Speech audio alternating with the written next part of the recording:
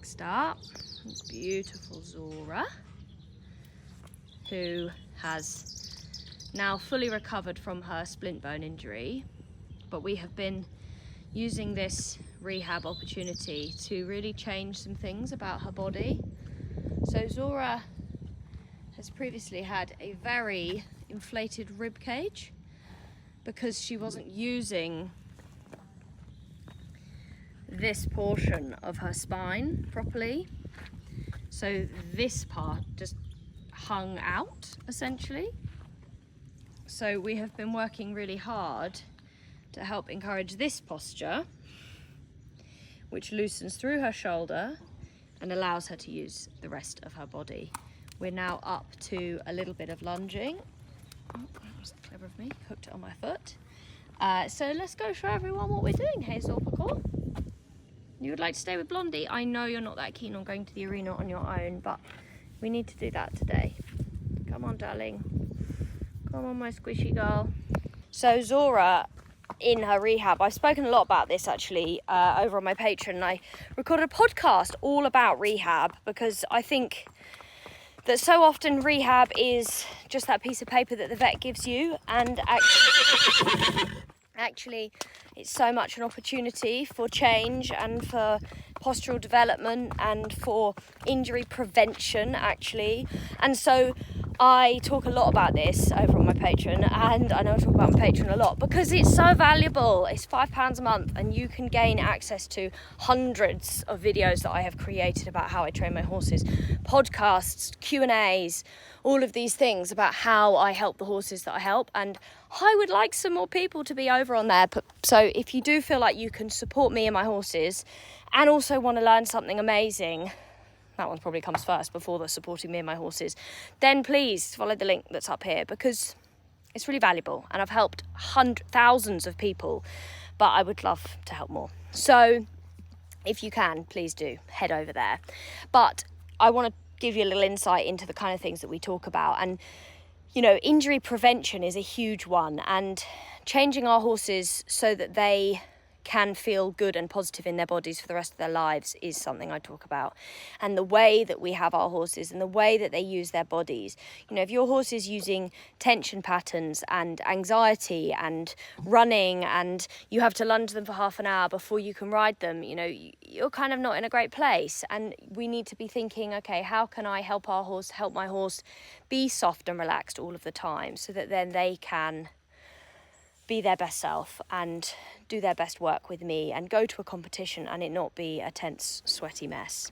So yeah, if you are interested in what I'm talking about, then please do head over to that link. But I'm going to show you a little bit about what we're doing with Zora at the moment. So with Zora, everything is about the posture, because her way of using her body was kind of stuck. She's this huge hind end action. She's got massively powerful back legs, and she'd kind of create the power in the back leg and it would get stuck up in the top of her body in her hind end, and then it wouldn't flow through her body. So then that portion of her body, so her like SI, sacroiliac, and hips and pelvis would all get very tight and jammed up. So what I'm doing is, the way that I'm working with her is to avoid that happening again. So I'm going to put my phone down and video a bit of what we're doing today and explain it as we're going along so that I can show you the things that I am looking at, what I am seeing as important.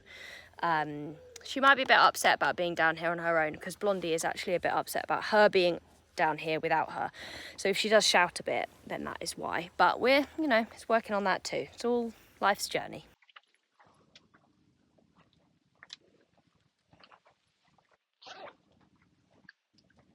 Good girl.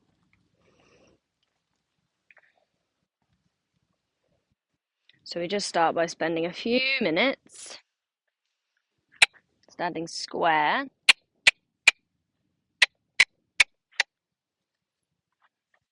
As square as we can be, and in this very soft place down here. Horses have a huge bundle of nerves behind their shoulder blades. Did you know that horses don't own collarbones like us? This bone here that hangs our arms off, horses don't own those, so their shoulders just hang in their body. And so when they are in fight-flight mode, they can really compress their shoulders together And in doing that, they compress that nerve bundle, which is called the brachiocephalus, that lives in behind their shoulder blades. So what we can do is just ask them to be aware of that holding. So you notice she put the neck up, the front of the neck became very tight. I just went to the front of the neck, reminded her of that bracing, and then here we are back in that soft place. It's not that I don't want her to look around at her surroundings. It's not that I don't want her to be a horse, but it's that awareness of her body that she can have, where she doesn't need to then put herself through a negative movement pattern. And then I can go through some of the normal groundwork that I do in this very, very soft way. So I want to talk a little bit about Zora's body. So this portion of muscle has developed through the work we're doing now, and this portion of muscle has also now developed. So this whole area previously was very underdeveloped. I'll try and put a picture in actually of where we were at before. Could we sound a bit less badly? That's it. So you can really see that this area is starting to develop, especially if she holds herself in this nice soft way.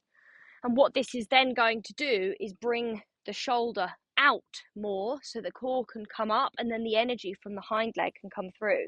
So a horse's energy works like an ellipsis, like a constant flow of energy. So the hind leg pushes up and through into the top line, down into the horse's mouth, and then up into the top line, back into the hind leg, like this. Okay? So if there is a blockage in this flow of energy, Houston, we've got a problem. So what used to happen for Zora is the energy would go down and up, and get stuck all up here. So all of this area would become very, very tight, whereas now it's nice and loose and she's nice and soft in her body. So what I'm trying to do now is when I bring her back into work is not end up with the same problem again, right? Nobody wants another vet bill, me particularly. So I'm really mindful. I want to encourage her to be working down, soft, through her body so that that flow of energy can continue. Her body is actually very talented. She's got a lot of capabilities. But if she gets all of the energy stuck up there and not flowing through her body, not much good to her. Okay, let's go and start doing a little bit of movement. So one thing I have noticed with Zora recently is she has the tendency to go a bit closed off. So not like the others, her energy goes down. And I really want to make the energy come up, help her bring the energy up. So I'm bring my energy up. I want to be energetic. I want to be athletic so that she feels like she can do the same. I might need to move this red jump. I think I'm going to need to move this red jump. You stop there, Zors. Unclip that for a moment. If you feel like you need to walk off, you're very welcome.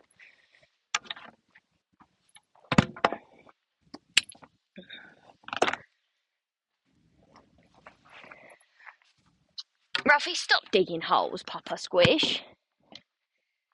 And you see how now her natural propensity is to be in that nice soft place?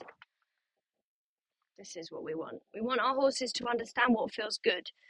I know what feels good when I'm tall, my breath is whole, my body is not tight. I know that that feels good. Zora knows not bracing through her shoulder blades feels good. So when I'm walking with Zora, I'm looking for stride length. I'm looking for fluency, and I'm looking for inside bend. So right now, we don't have any inside bend. So if I'm losing that inside bend and I don't feel like it's coming back on its own, what I can do is go to her body, much like this.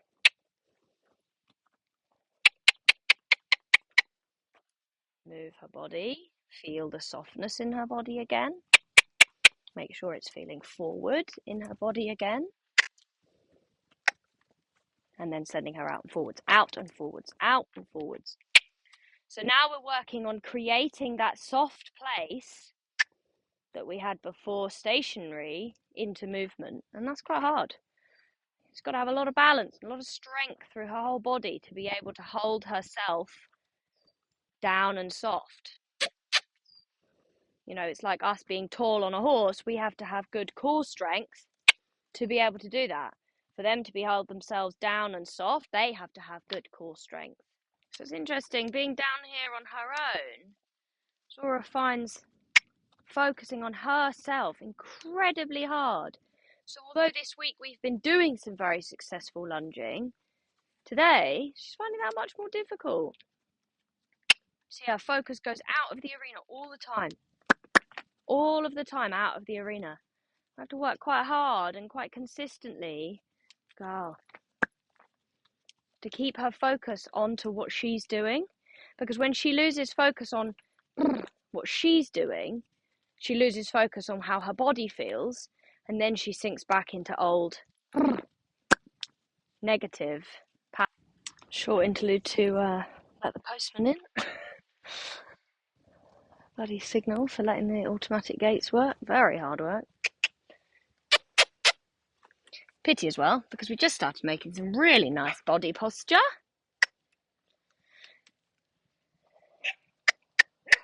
Thank you, dogs. Thank you. What's this? What's this? What's this?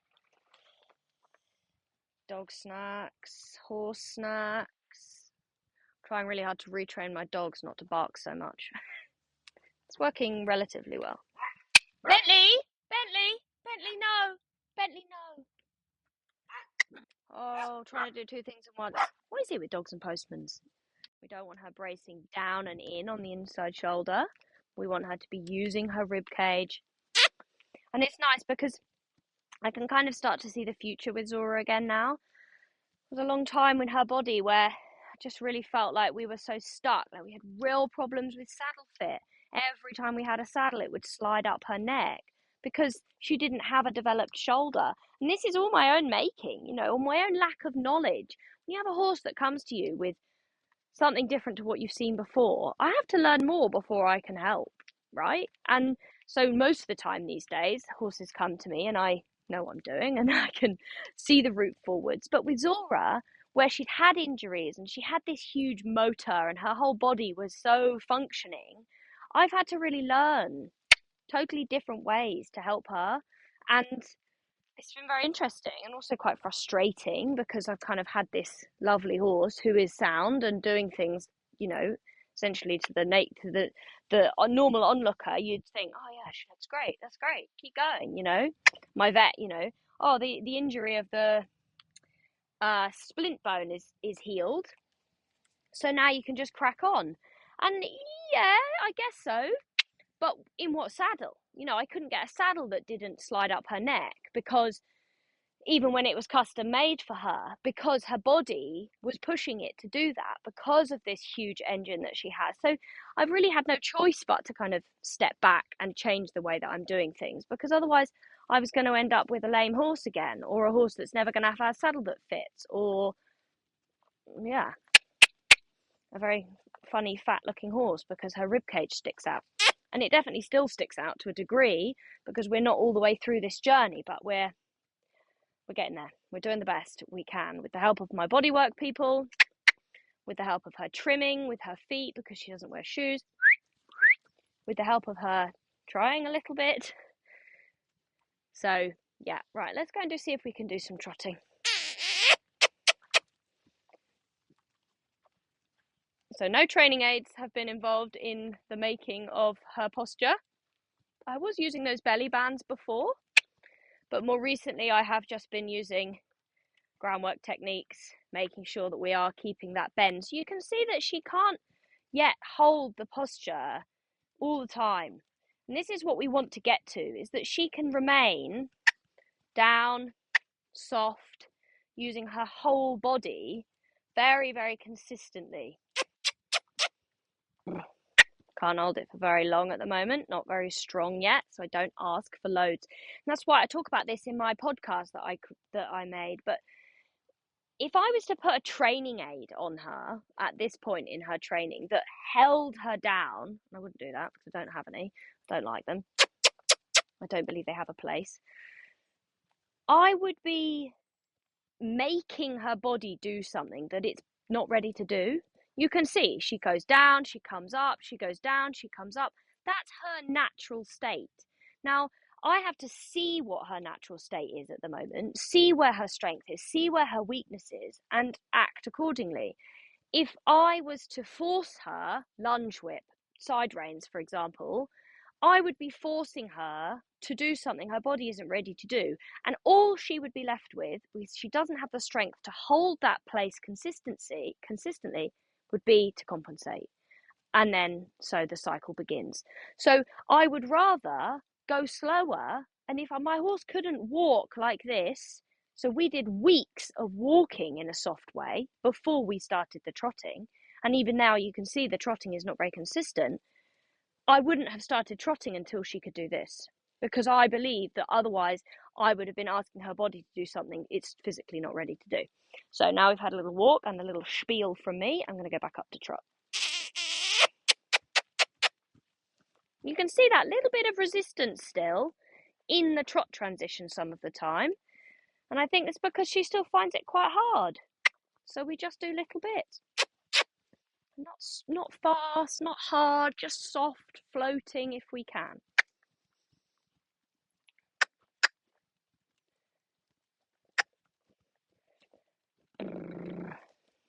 Noticing this way, she's definitely finding the rib cage harder to lift on this side.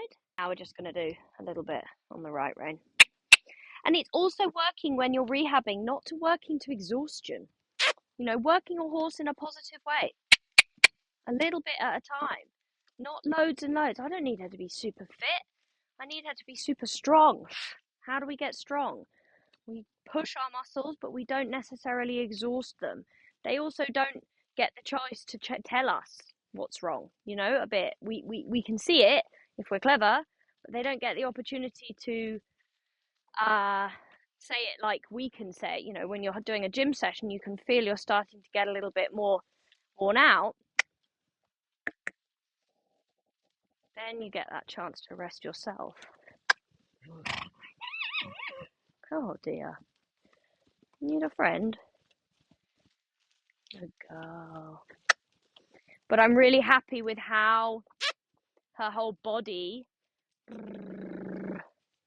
is starting to work now. How consistently she can hold herself in this place. Can really see the future now with her, which is nice, which is a little while I was worried. Long while I was worried. And you think, right, God, having this super talented, well-moving horse, you think, oh, it's easy. Not if the energy goes to the wrong place in their body. And also, this has been a learning for me, and I'll hold my hands up and say that. You know, I had the wrong saddle for a long time, but I didn't have the funds to buy the right one, because actually having the right saddle is quite expensive. And some of these fancy brands, you know, these French saddle brands that say this, that, and the other, and they're lovely for the human to ride in. They feel wonderful. They're bloody terrible for the horses because they have two trees. Sorry, I don't believe you. How possibly can two trees fit all horses? It's just absolutely ridiculous. And so when you have a warm blood like Zora, who, you know, is a warm blood, you'd think, okay, she might be quite a standard shape. But turns out not at all. Not in the slightest. Terribly different shape from all the other horses that I own. So her fitting in one of these saddles is just completely unrealistic. So it's making sure that now I know, okay, working with Harry Dabbs, we're going to have a tree that's really going to be designed for Zora. She's going to have a saddle that is completely custom to her shape. And that is, now that we've been doing this work to help her not have this dip in her back, this pushed out rib cage, we're going to be able to fit saddles and tack for her body shape. And then I'm going to have to work really hard to train her accordingly. Yeah, we're nearly finished, darling. You're doing so well. And we're going to one more trot now. And do that again, please. Find that better answer in your body. More walk. Good. She has the tendency of being a bit switched off to me because this work is not wildly exciting for her. So I have to be careful that in the transitions that we find the transition because of bigger walk to trot, not Small walk. Heave up into trot. Good job. Really good girl. Very, very pleased. And interesting, really pleased with the right rein. Left rein definitely harder today. Focus for me. What do I need to work on? Hazel Parkour?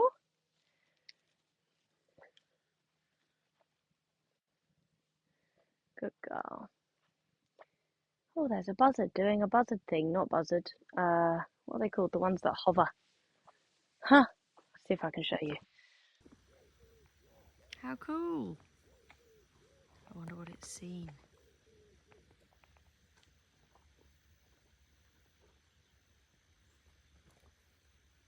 Whoa, that was so cool. Sorry, little mouse. I hope you're okay. Did it get anything? There's a tree there. I wonder if it caught it. Oh no. Wow, this camera's amazing.